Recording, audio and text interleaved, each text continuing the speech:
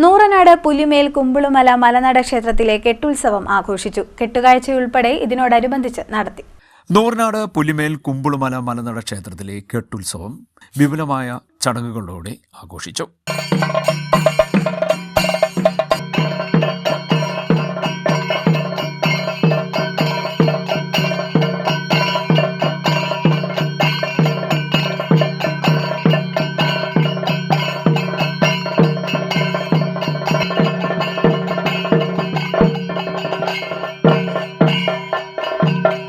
രണ്ട് ദിവസങ്ങളിലായാണ് ചടങ്ങുകൾ നടന്നത്. ഹരിനാമ കീർത്തനം, ഗണപതി ഹവനം, കലശപൂജ, കലശാഭിഷേകം, കാവിൽ നൂറും പാലും, പുള്ളുവൻപാട്ട്, ഉച്ചപൂജ എന്നിവ നടന്നു. തുടർന്ന് കൊടിയെഴുന്നള്ളതും വൈകിട്ട് 5 മണിയോടുകൂടി കെട്ടുകാഴ്ച വരവും നടന്നു.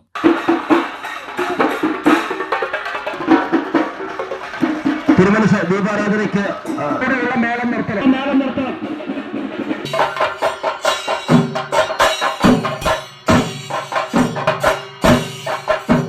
വാദ്യമേളങ്ങൾ, താലപ്പൊലി എന്നിവയുടെ അകമ്പടിയോടുകൂടിയാണ് കെട്ടുകാഴ്ചകൾ ക്ഷേത്രത്തിലേക്ക് എത്തിയത്.